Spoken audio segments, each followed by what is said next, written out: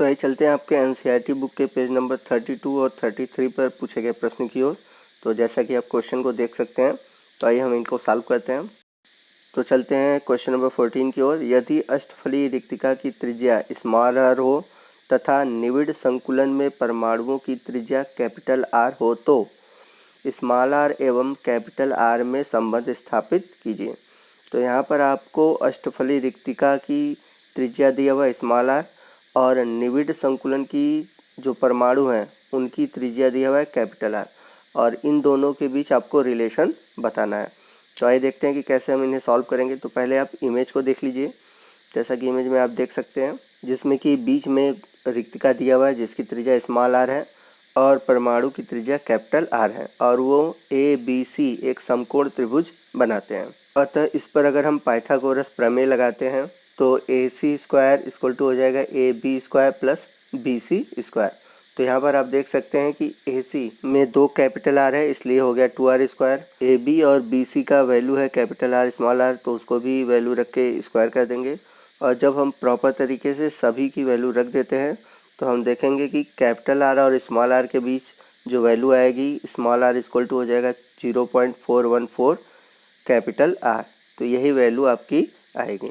आइए चलते हैं अगले क्वेश्चन की ओर। कॉपर एफसीसी जालक के रूप में क्रिस्टलीकृत होता है जिसके कोर की लंबाई है 3.61 इंटू 10⁻⁸ सेंटीमीटर। यह दर्शाइए कि गणना किए गए घनत्व के मान तथा मापे गए घनत्व 8.92 ग्राम प्रति सेंटीमीटर क्यूब में समानता है।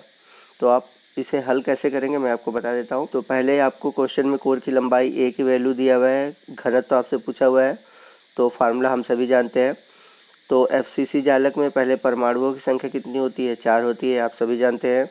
और यदि इसके बात करें परमाणविक द्रव्यमान की, तो परमाणविक द्रव्यमान होगा 63.5 ग्राम प्रति मोल, मतलब कि ये आपका कॉपर का एटॉमिक वेट दिया गया। तो हम सभी जानते हैं फार्मूला क्या होता है, घनत्व बराबर Z into M upon Na into a cube. तो सभी वैल्यू को पुटअप करेंगे तो जो हमारा आंसर आएगा वो आएगा 8.97 ग्राम प्रति सेंटीमीटर क्यूब। अतः जो हम लोगों ने वैल्यू निकाला घनत्व का वो है गणात्मक मान, जो कि है 8.9 सेंटीमीटर ग्राम प्रति सेंटीमीटर क्यूब, तथा मापा गया जो घनत्व है वो है 8.92 ग्राम प्रति सेंटीमीटर क्यूब। लगभग एक दूसरे के ये बराबर है। चलते हैं क्वेश्चन नंबर 16 की ओर। विश्लेषण द्वारा ज्ञात हुआ कि निकिल ऑक्साइड का सूत्र है Ni 0.98 और ऑक्सीजन 1।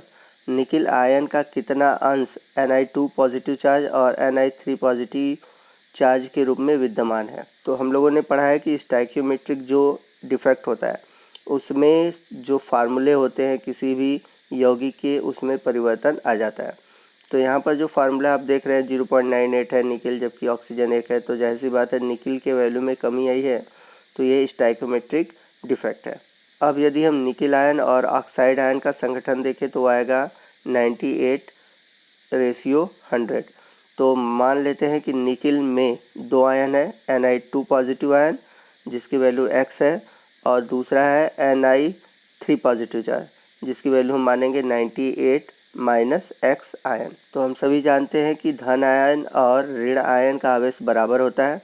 तो यहाँ पर हम Ni2 पॉजिटिव और Ni3 पॉजिटिव इन दोनों को बराबर देखते हैं और वैल्यू पुटअप करेंगे। तो जैसा कि Ni2 की वैल्यू हम लोगों ने रखा x, ठीक, चूँकि इस पर 2 पॉजिटिव चार्ज है इसलिए x में 2 का मल्टीप्लाई कर देंगे। उसी तरह Ni3 प्लस का वैल्यू था 98 -x, अब इस पर कितना चार्ज है, 3 चार्ज है, इसलिए 3 का मल्टीप्लाई कर देंगे। फिर बराबर ऑक्सीजन की वैल्यू कितनी है 100, और ऑक्सीजन पर कितने नेगेटिव चार्ज होते हैं 2, इसलिए 2 का मल्टीप्लाई कर देंगे। ध्यान से समझिएगा, यहाँ पर जो मल्टीप्लाई है वो उनके आवेशों का मल्टीप्लाई है। अब जब इनको हम सॉल्व करेंगे तो x की वैल्यू क्या आ जाएगी 94। तो जब x की वैल्यू 94 है तो मतलब ये Ni2 पॉजिटिव चार्ज का वैल्यू आ गया 94। तो हम बात करेंगे Ni3 पॉजिटिव चार्ज की वैल्यू, तो हम क्या करेंगे 98 में से 94 को घटा देंगे, क्योंकि Ni3 पॉजिटिव चार्ज के लिए हम लोगों ने क्या लिया था 98 -x। तो 98 में से जब 94 माइनस कर देंगे तो इसके आ जाएंगे 4 Ni3 पॉजिटिव चार्ज। तो इस प्रकार हम देख सकते हैं कि 98 उदासीन निकिल आयनों में 94 94 Na2 पॉजिटिव चार्ज है और 4 Na3 पॉजिटिव चार्ज है। तो अगर हम इनका परसेंटेज निकालें तो Na2 आयन का प्रतिशत देखें तो आ जाएगा हमारा 94/98 इंटू 100 मतलब 96%। और वहीं बात करें Na3 आयन का प्रतिशत तो 100 में से अगर हम 96% को घटा दें तो हमारा क्या आ जाएगा 4%। तो इस तरह को हम क्वेश्चन को सॉल्व कर सकते हैं। आगे चलते हैं अगले क्वेश्चन की ओर। क्वेश्चन नंबर 17 है, अर्धचालक क्या होते हैं? दो मुख्य अर्धचालकों का वर्णन कीजिए एवं उनकी चालकता क्रियाविधि में विभेद कीजिए। तो हम सभी जानते हैं कि अर्धचालक वे ठोस होते हैं जिनकी चालकता 10⁻⁻6 से लेकर 10⁻⁴ प्रति ओम प्रति मीटर तक के मध्यवर्ती परास में होता है, अर्धचालक कहलाते हैं। और जब मैं आपको थ्योरी वाला सेक्शन सॉल्व करा रहा था तो वहाँ पर मैंने आपको बताया था कि अर्धचालकों में जो संयोजक बैंड एवं चालक बैंड के मध्य ऊर्जा स्थानांतरण कम होता है, अतः कुछ इलेक्ट्रॉन चालक बैंड में लांघ सकते हैं और अल्प चालकता प्रदर्शित करते हैं। ताप बढ़ने के साथ अर्धचालकों में विद्युत चालकता बढ़ती है क्योंकि अधिक संख्या में इलेक्ट्रॉन चालक बैंड में से देखे जा सकते हैं। यदि हम बात करें अर्धचालकों के उदाहरण की तो सिलिकॉन एवं जर्मेनियम जैसे पदार्थ इस प्रकार का गुण प्रदर्शित करते हैं और इनमें उचित अशुद्धि को उपयुक्त मात्रा मिलाने पर इनकी चालकता बढ़ जाती है। इस आधार पर दो प्रकार के अर्धचालक तथा उनकी चालकता क्रियाविधि का वर्णन निम्नवत है। तो दो प्रकार के अर्धचालक हम लोगों ने पढ़ा ही है। तो पहला है N प्रकार का अर्धचालक और दूसरा है P प्रकार का अर्धचालक। तो थ्योरी वाले सेक्शन में मैंने आपको N प्रकार के अर्धचालक और P प्रकार के अर्धचालक के बारे में बता रखा है, तो इसमें मैं आपको सॉल्व नहीं कराऊंगा, आप वहां पर जाकर इसको पढ़ सकते हैं। आइए चलते हैं अगले क्वेश्चन की ओर। क्वेश्चन नंबर 18 है, non stoichiometric cuprous oxide Cu2O प्रयोगशाला में बनाया जा सकता है। इसमें कॉपर तथा ऑक्सीजन का अनुपात 2:1 से कुछ कम है। क्या आप इस तथ्य की व्याख्या कर सकते हैं कि यह पदार्थ P प्रकार का अर्धचालक है? तो यदि अगर हम इसको सॉल्व करते हैं तो जो Cu2O है उसमें कॉपर तथा ऑक्सीजन का जो अनुपात है वो 2:1 से कम है। तो इसमें धन आयनिक रिक्तिका के कारण धातु न्यूनता अर्थात मेटल डिफिशियंसी है।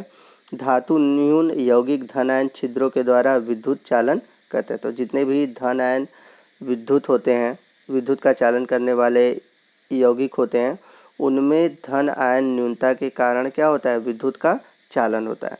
तो कोई भी ऐसा यौगिक हो जिसमें कि आवेश हो धन आयन, वो क्या करेगा, विद्युत का चालन करेगा। क्यों करेगा? क्योंकि उनमें धन आयनी रिक्तिका होती है और उस रिक्तिका को भरने के लिए क्या होता है, इलेक्ट्रॉन आसपास से होकर गुजरते हैं, आसपास से होकर उस होल में जाने की कोशिश करते हैं। तो इलेक्ट्रॉन के मूवमेंट की वजह से वहाँ पर क्या हो जाता है, विद्युत का चालन होने लगता है। तो जितने भी धातु जो न्यून यौगिक होते हैं अर्थात धनायन छिद्रों वाले होते हैं, उनमें विद्युत का चालन स्टार्ट हो जाता है। और मैंने आपको ये भी बताया है कि जो P प्रकार के अर्धचालक होते हैं उनमें धन आयन छिद्र होते हैं अर्थात होल होते हैं डिफेक्ट के फॉर्म में, और ऐसे अर्धचालक कहलाते हैं P प्रकार के अर्धचालक। आगे बढ़ते हैं अगले क्वेश्चन की ओर। क्वेश्चन नंबर 19 है, फेरिक ऑक्साइड में ऑक्साइड आयन के षटकोणीय निविष्ट संकुलन में क्रिस्टलीकृत होता है, जिसकी 3 अष्टफली रिक्तियाँ में से 2 पर फेरिक आयन उपस्थित होते हैं। फेरिक ऑक्साइड का सूत्र ज्ञात कीजिए। तो आइए देखते हैं कि कैसे क्वेश्चन को हम सॉल्व करते हैं। तो मानेंगे कि निविष्ट संकुलन संरचना में ऑक्साइड आयनों की संख्या क्या हो जाएगी, x हो जाएगी, और अष्टफली रिक्तियों की संख्या होगी x। तो इन रिक्तियों में 2/3 भाग फेरिक आयन द्वारा क्या है, भरा हुआ है, जैसा कि क्वेश्चन में आप ऊपर पढ़ सकते हैं। तो इन रिक्तियों में 2/3 भाग फेरिक आयन अर्थात Fe3 पॉजिटिव भरा है। तो यदि हम बात करें Fe3 पॉजिटिव आयन की संख्या के बारे में, तो यहाँ पर हम क्या करेंगे, 2/3 में x का मल्टीप्लाई कर देंगे, क्योंकि हमें ऑक्साइड का फॉर्मूला निकालना है। तो हमारा वैल्यू क्या आ जाएगा, 2x/3। तो अब हम फेरिक और ऑक्सीजन में क्या करेंगे, अनुपात देखेंगे। तो फेरिक आयन और ऑक्साइड आयन का अनुपात देखें तो फेरिक का था 2x/3 और ऑक्सीजन मतलब ऑक्साइड का हम लोग आयनों की संख्या की बात किए थे तो वो लिए थे x। तो अगर हम देखें तो हमारा इक्वेशन आ जाएगा 2 × 3। तो इस तरह से फेरिक ऑक्साइड का फार्मूला हो जाएगा Fe2O3। मैं आपको एक बार फिर से समझा देता हूँ। जैसा कि मान लेंगे हम लोग कि निविष्ट संकुलन में ऑक्साइड आयनों की संख्या x है और रिक्तियों की भी संख्या कितनी है, x है। अब इसमें फेरिक आयनों का जो भरा हुआ भाग है वो 2/3 है। तो इसमें हम क्या करेंगे, फेरिक आयनों में मतलब 2/3 भाग में x का मल्टीप्लाई कर देंगे, क्योंकि जो रिक्तियाँ हैं उसी में आयरन भरा हुआ है। तो फेरिक आयन की संख्या हो जाएगी 2x/3। अब हम फेरिक और ऑक्साइड के बीच अनुपात देखेंगे। तो फेरिक का जो भाग था वो था 2x/3 और ऑक्सीजन का था मतलब ऑक्साइड का था x। तो वैल्यू क्या आ गया इनके अनुपात 2/3। तो इसलिए फेरिक ऑक्साइड का सूत्र हो गया Fe2O3।